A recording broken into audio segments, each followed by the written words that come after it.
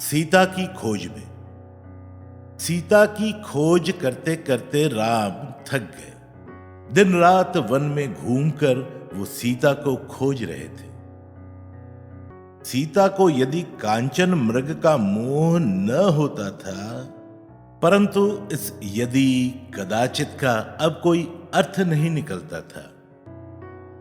इस प्रकार निरंतर खोज करते हुए मार्ग में रक्त लांछित स्थिति में पड़ा जटायु उन्हें दिखाई दिया। उसे देखते ही राम को अत्यंत दुख हुआ। उसने पिता समान जटायु के घायल शरीर पर ममता से हाथ फेरा और उसकी पूछताछ की। राम, वो दुष्ट रावण सीता को उठाकर आकाश मार्ग में जा रहा था। तब मैंने उसका मार्ग रोका। उसके अधीन सीता को छुड़ाने के लिए मैंने उसके साथ घोर लड़ाई की, परंतु अंत में उस दुष्ट ने मेरे दोनों पंख काटकर मेरी ये स्थिति बनाई है। इतना भीषण युद्ध करने पर भी अंततः मैं असफल रहा और सीता का अपहरण करने में रावण सफल हुआ। ऐसा कहते हुए जटायु की आवाज क्षीण होती गई और उसने प्राण त्याग किया।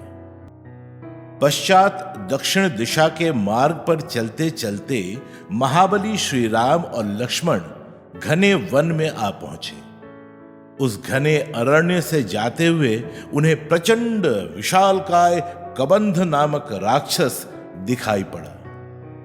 उसने भक्ष के लिए राम और लक्ष्मण को उन लंबे हाथों में पकड़ लिया, परंतु तत्काल सतर्क सावधान होकर उन दोनों ने खड्ग से क्षणकाल में उसके दोनों हाथ काट डाले।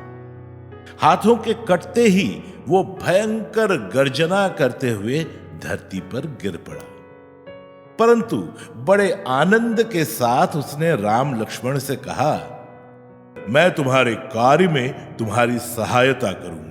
महापराक्रमी सुग्रीव वानरों का राजा है, जो आपका मित्र बनकर सीता की खोज में आपकी सहायता करेगा। वो पंपा सरोवर के किनारे पर स्थित एक गुफा में निवास करता है। तो अब आप शोक कम करें और जाकर सुग्रीव से मिले। पंपा सरोवर की दिशा में राम लक्ष्मण चल पड़े। तब रमणीय मतंग वन में उन्हें मतंग ऋषि का आश्रम दिखाई पड़ा। मतंग ऋषि के स्वर्गवास के पश्चात शबरी वहां रहा करती थी। वो सुंदर आश्रम में राम लक्ष्मण गए। उन्हें देखते ही उस भिल्लन तपस्विनी शबरी को अत्यानंद हुआ।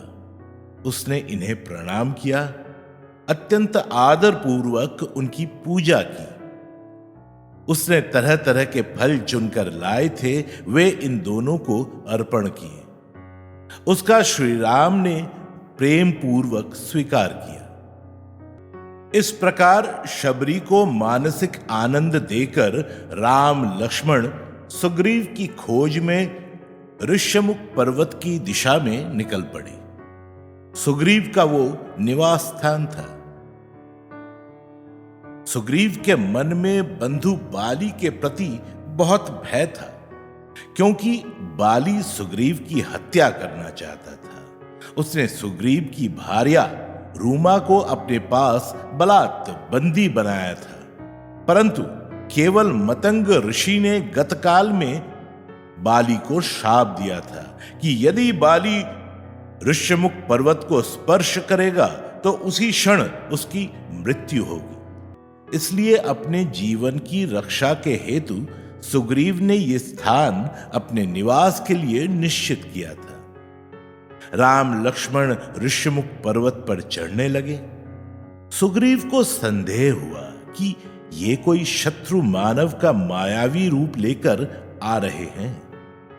उसने इन मानवों का पर्वत पर आने का कारण जानने के लिए हनुमंत को तपस्वी का वेश धारण करके वहां भेजा। राम लक्ष्मण के पास आकर तपस्वी रूपधारी हनुमंत ने उन्हें विनय से नमस्कार किया और अत्यंत नम्रता से पूछा, महाराज आप कौन हैं? कहां से आए हो? कहां जा रहे हो?